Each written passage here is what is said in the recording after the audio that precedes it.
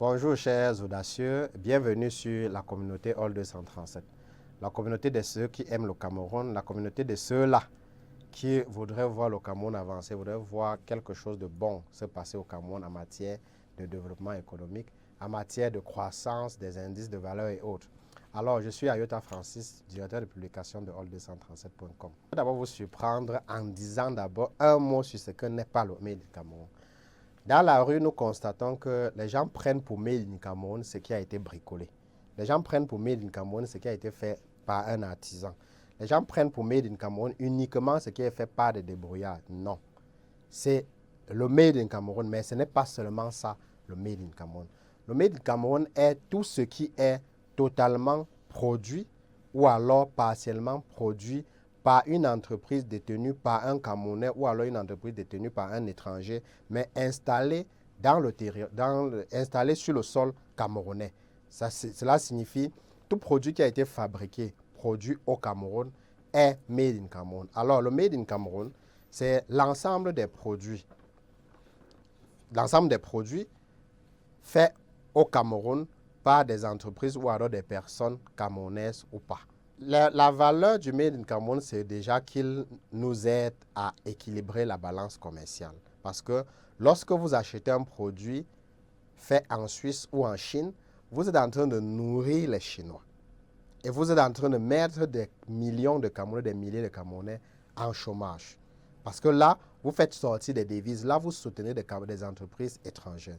Par contre, lorsque vous achetez, par exemple, un beignet fait à base de farine de manioc, vous êtes en train de soutenir non seulement cette maman-là dans votre village ou dans un autre village qui est productrice de ce manioc qui a permis de faire la farine, vous l'aidez à garantir les salaires, même peut-être de votre papa, en achetant son produit. Également, cette entreprise sera plus efficace et sera plus capable à payer l'impôt qui servira à goudronner les routes sur lesquelles vous circulez.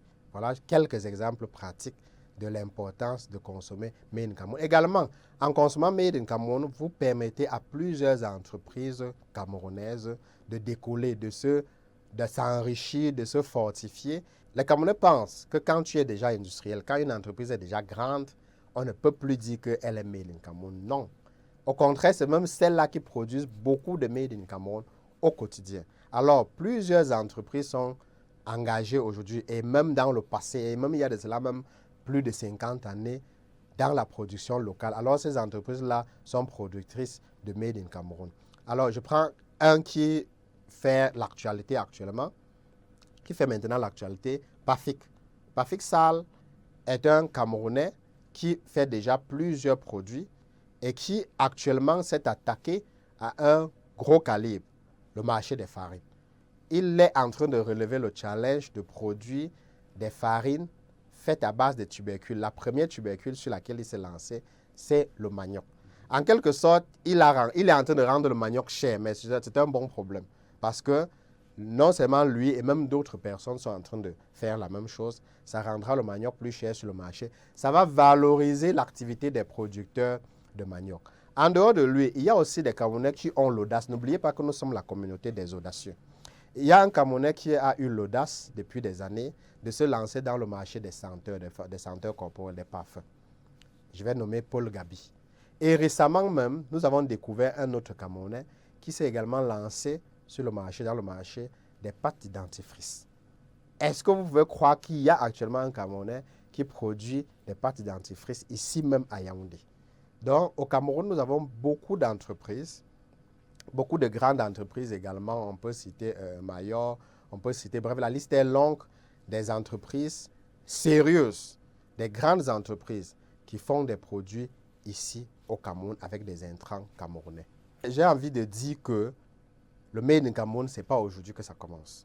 Vous avez certainement utilisé LSN de Pilcam. Oui. Certains de nos parents ont roulé sur des vélos faits au Cameroun. Dans mon livre, je crois, du cours élémentaire 2, de Alvin Ekoto Ebolo, à qui All 237 va rendre hommage dans les jours qui suivent sur les bannières femmes d'impact. Alvin Ekoto Ebolo avait édité un de ses livres, je pense, si je me trompe, dans le livre unique de français, le livre du cours élémentaire 2, ou Q-2 si je me trompe. À l'intérieur, on montre une chaîne de montage, de fabrication de voitures à Douala. Où sont passées ces entreprises? On a Batroula qui fabriquait, je pense bien, des chaussures au Cameroun. Il y a plusieurs entreprises qui permettaient même, qui donnaient une valeur plus grande du Cameroun, qui sont mortes. D'une part parce que les Camerounais ont arrêté de croire au Made in Cameroun. Donc le tissu industriel camerounais, c'est pas aujourd'hui. Ce qui se passe aujourd'hui, c'est juste une renaissance dans une version plus moderne. Mais nos grands-parents, Photo et autres qu'on peut citer, avaient des industries qui produisaient au-delà de l'agroalimentaire.